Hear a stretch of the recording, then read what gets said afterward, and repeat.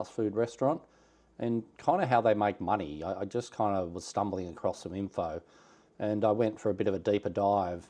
And what I found kind of made sense to me as to why, personally, I haven't eaten there for 20 years, and why it'd be so bland and there's no nutrition in the food. Anyway, let's just jump into it.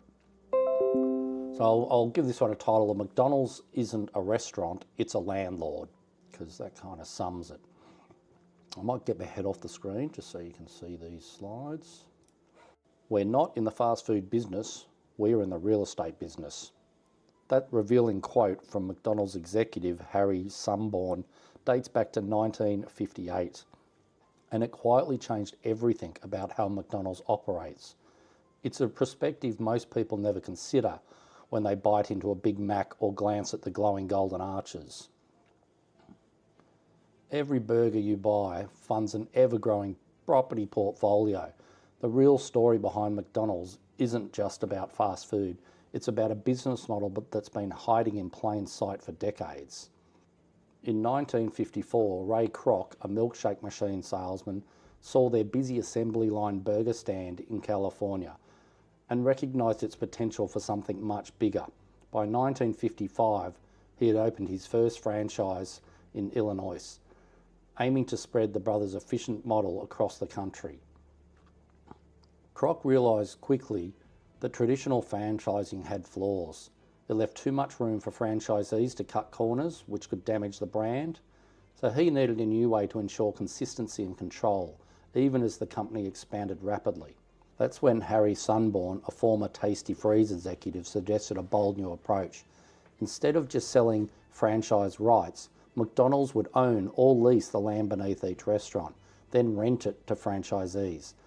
This gave the company leverage over its operators, ensuring that they followed the system and the standards. This wasn't just about stability, it was about leverage. But the true genius of the leverage only became clear when franchisees started paying rent. Why rent, not just royalties?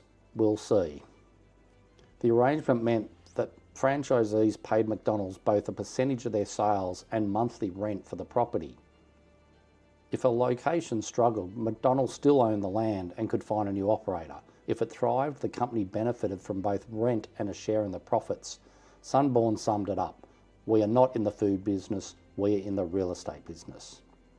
As this model took hold after 1958, McDonald's expansion accelerated. The company's income streams grew more reliable. Within a few years, most of McDonald's growth capital flowed from rent and royalties rather than burger sales.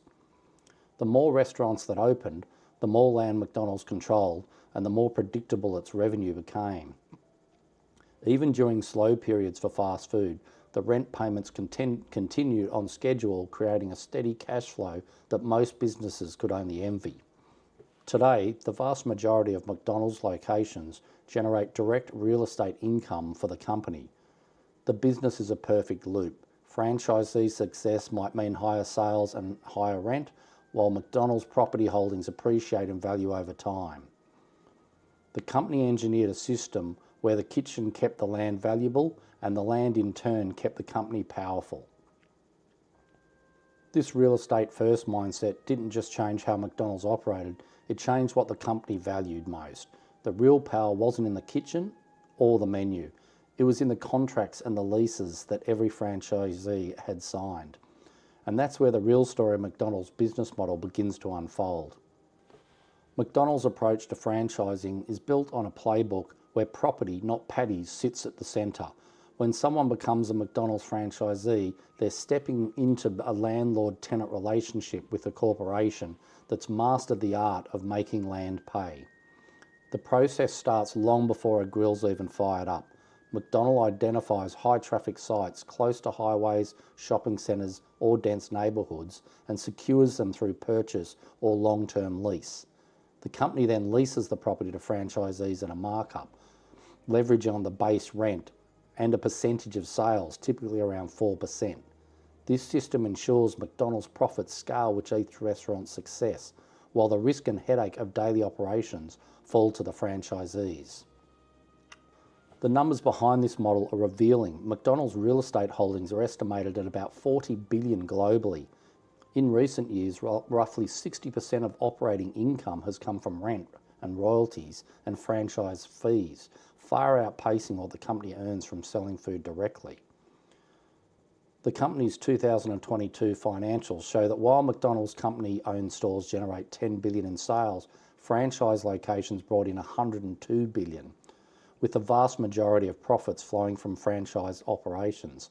The advantage is clear. McDonald's collects predictable, recurring payments from thousands of franchisees while keeping its own exposure to restaurant-level risk minimal. Location selection is a critical part of the playbook.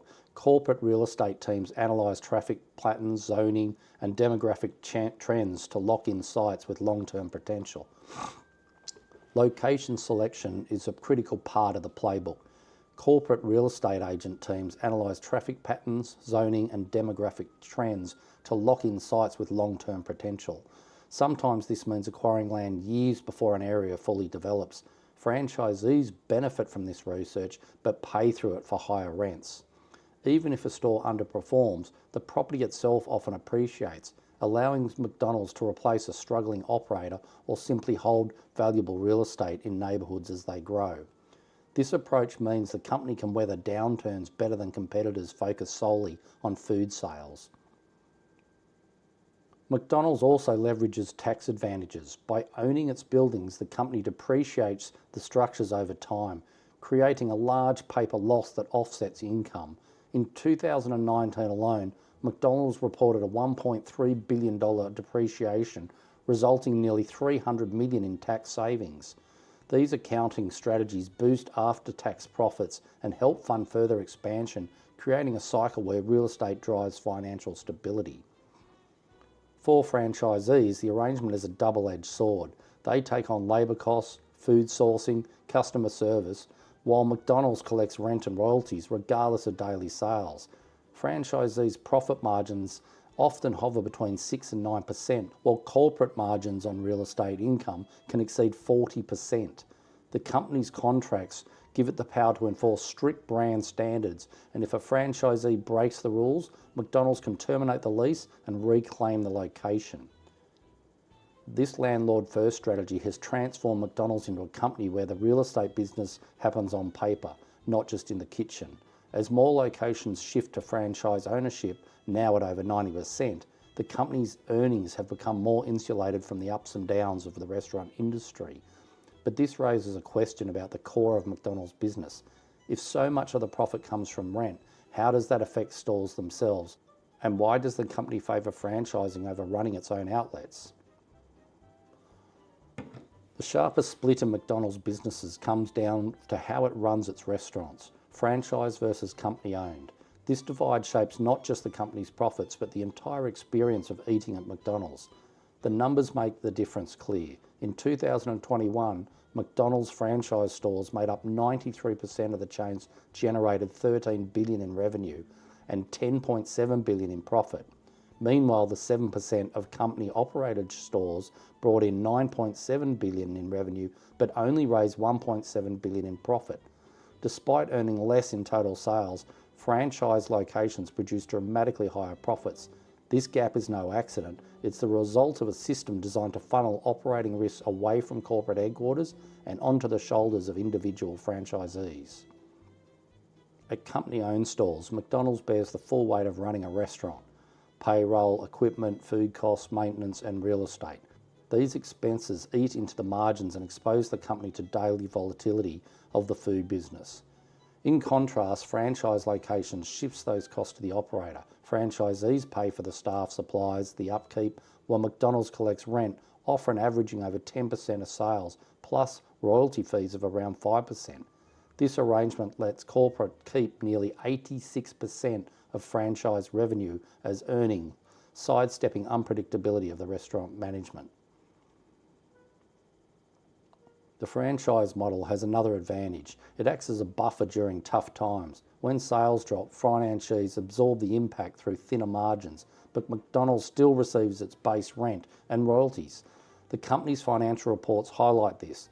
In 2019, company-run stores generated $9.42 billion in revenue, but only $1.5 billion in earnings after expenses. Franchise restaurants, however, brought in higher profits even with lower gross revenue. Since McDonald's main cost is limited to support services and property maintenance, the company's income became more stable and the risk is spread across thousands of independent operators. But this approach has consequences beyond the balance sheets. When the business is structured to reward rent collection over restaurant operations, it changes what matters most on the inside of each store. The effects are felt not just by franchisees, but by the customer who comes in expecting a certain standard. The question becomes, if real profits are in the property, what does that mean for the food on your tray?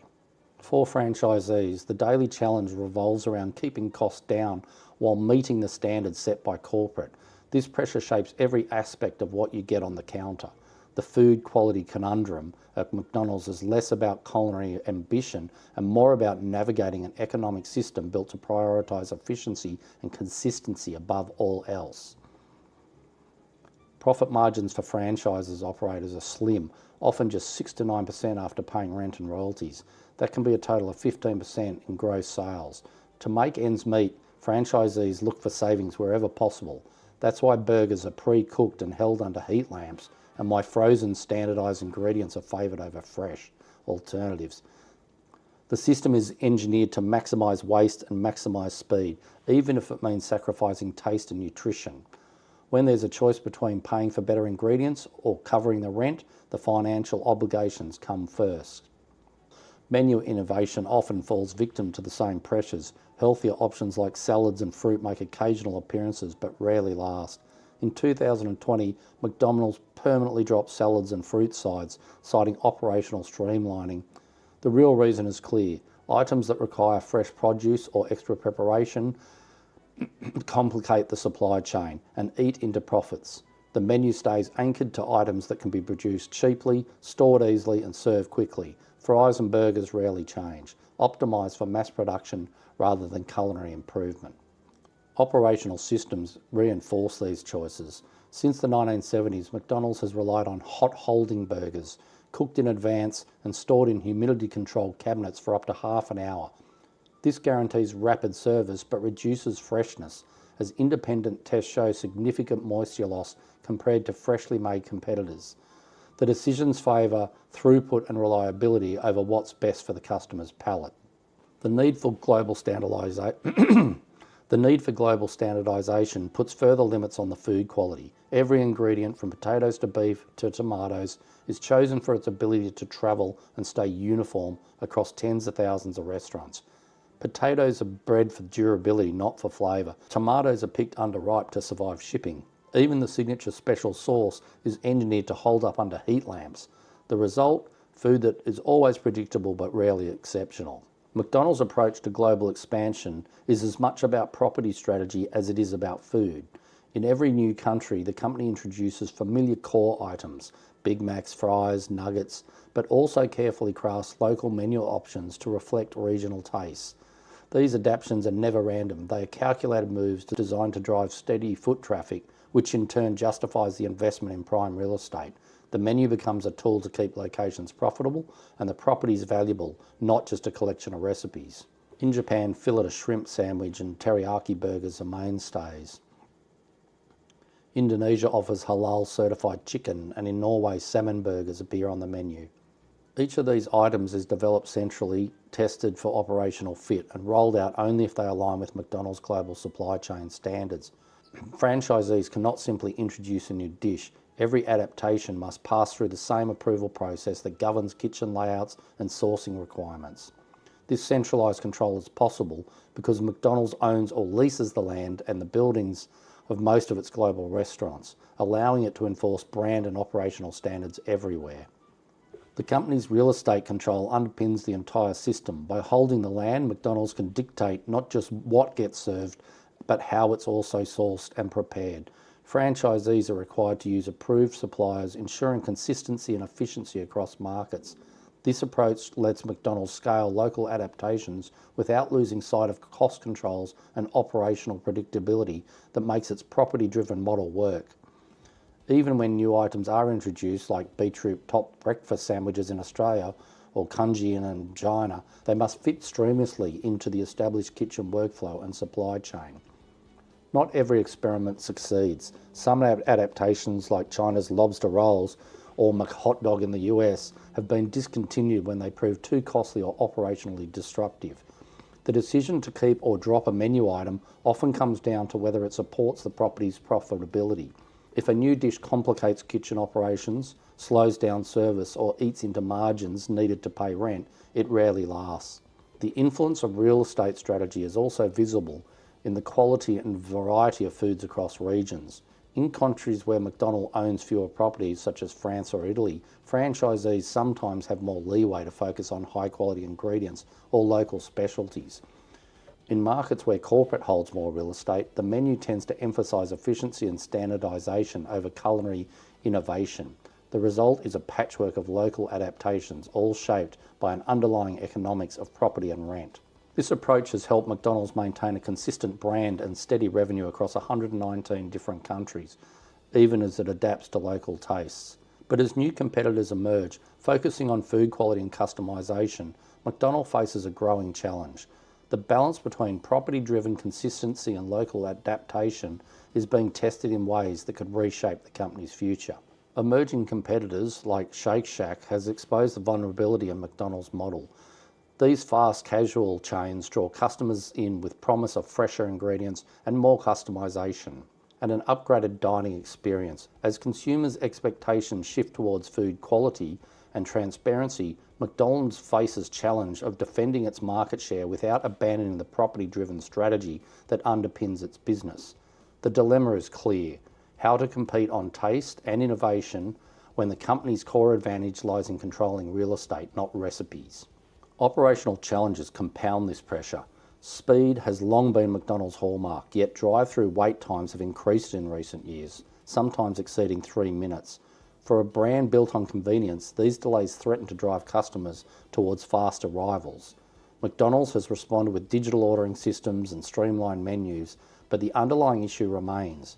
The rigidity of owning or leasing so many properties makes it expensive and time-consuming to overhaul kitchens or reconfigure store layouts. Each location is tied to a long-term real estate commitment, making rapid adaptation difficult. Health and wellness trends further complicate the landscape. Younger customers increasingly seek organic ingredients and clear sourcing information, qualities that don't align easily with McDonald's global supply chain. Attempts to introduce healthier menu items often falter, not just because of the consumer indifference, but due to operational complexity and franchisee resistance. Franchisees already navigating tight margins due to the rent and royalty payments are cautious about menu changes that could disrupt efficiency or increase costs. The system's built-in conservatism favours stability over bold innovation, even when market demands otherwise. Despite these pressures, McDonald's property-first model offers a unique resilience. When food scares or economic downturns hit competitors, McDonald's continues to collect rent from franchisees, ensuring a steady revenue stream. This buffer allows the company to experiment continuously, testing new concepts without taking risks to its financial foundation. Competitors like Shake Shack, which lease rather than own most of their locations, remain more exposed to market volatility and landlord pressures. McDonald's response to these competitors' threats often focuses on reinforcing its strengths. Investment in store remodeling, drive-through upgrades and digital innovation aim to boost convenience and traffic. The logic is straightforward. Prime locations and efficient service keeps customers coming, even if the food itself isn't the main attraction. In many markets, accessibility and speed outweighs culinary innovation, especially in suburban and rural areas where McDonald's real estate advantage is most pronounced. However, this approach has limitations. In affluent urban centres, fast casual chains chip away at McDonald's market share by matching its convenience while surpassing it on food quality. Meanwhile, non-traditional competitors, convenience stores and grocery meal kits, offer a new alternative that challenges McDonald's dominance in quick, accessible meals. Still, the company's extensive property holdings and drive-through network provide a significant moat that others struggle to cross. The real contest isn't just about burgers or salads, it's about business models. While rivals race to capture food trends, McDonald's bets on the enduring value of location. Its financial strategy favours predictable returns over culinary risk, making it less reactive to short-term shifts, but potentially slower to respond to lasting changes in consumer demand. As the industry evolves, McDonald's faces a pivotal question. Will controlling the land beneath its restaurants remain the key to its success, or will shifting consumer preference force a deeper transformation? The answer will not shape only what's on the menu, but how the company grows in the years ahead. The company's plan to franchise 95% of locations worldwide, up from 93%, signals a move toward maximising the advantage of its real estate portfolio. This isn't just about shipping operational work to franchisees, but it's about locking in stable, reoccurring income through rent and royalties. Between 2015 and 2019, McDonald's sold off more than half its company-owned stores, often realising gains from land sales to keep control through long-term leases. Each conversion means less exposure to day-to-day risks of food service and more predictable revenue from properties. The numbers behind this approach are straightforward. In 2021, company-operated stores brought in $9.7 billion in revenue, but only $1.7 billion in profit after expenses. By contrast, franchise locations generated higher earnings with lower gross revenue, but since McDonald's avoids the operational costs of running the restaurants, franchisees typically pay 10 to 12% of sales in rent and royalties, money that flows to corporate with minimal overhead. This structure shifts McDonald's profile from restaurant operator to property manager, collecting payments from thousands of small business tenants. Stability is a key benefit of this model. During economic downturns, steady rent payments from franchisees help buffer declines in food sales. The company's history of uninterrupted growing dividends since 1976 reflects this resilience. Investors often view McDonald's more like a real estate trust than a restaurant chain, with property holdings exceeding $40 billion worldwide. These assets also appreciate over time, providing a financial cushion independent of changing food trends. For many, a visit to McDonald's is about a quick meal, but behind every order, the real business is playing out in property contracts and lease agreements.